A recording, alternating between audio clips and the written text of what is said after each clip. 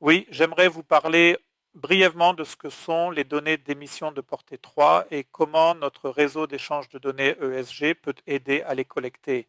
Qu'est-ce que les données de portée 3? Cela divise les émissions d'une entreprise en trois catégories à l'échelle mondiale.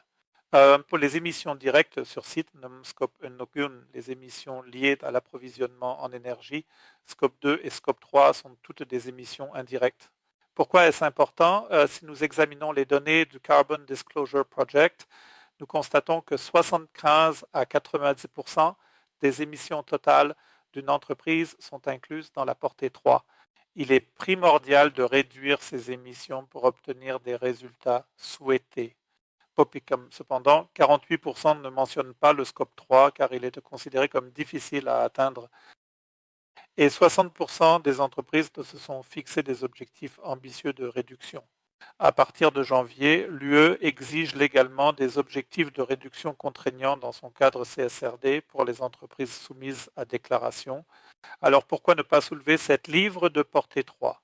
Si on regarde de plus près, il y a 15 catégories simples dans le protocole des gaz à effet de serre qui sont utilisées dans le monde entier pour le scope 3. Beaucoup sont données que les entreprises ont déjà. L'unité de mesure est claire, équivalent CO2 pour tout. Pourquoi ne le fait-on pas? C'est plus facile que beaucoup ne le pensent. L'importance se voit ici avec cet exemple fictif d'un fabricant de textiles cherchant le fournisseur le plus écologique en termes de CO2. Et nous devons lire le tableau de droite à gauche. Nous voyons une valeur moyenne industrielle tout à droite qui est utilisée. Le prix le plus bas obtient l'attribution, pas la meilleure empreinte carbone. Au centre, une base de données industrielles est utilisée, donnant une image plus précise. À gauche, nous avons des données réelles des fournisseurs pour prendre une décision éclairée et obtenir une réduction réelle. Ici, on voit comment ces données sont enregistrées dans notre système, demande de données envoyée et remplie.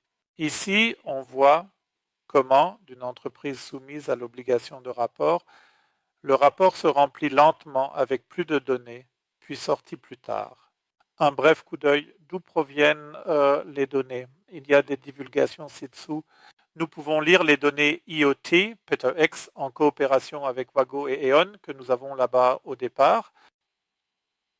Nous pouvons prendre des données d'audit qui ont une meilleure qualité ou travailler avec des tiers. Ici, nous collaborons avec Zielke. En conclusion, voici un aperçu d'un rapport qui est accompagné d'un certificat et qui est toujours lisible par machine, vérifiable par des tiers qui consultent ce rapport et qui bénéficient de données du groupe 3 préparées en conséquence.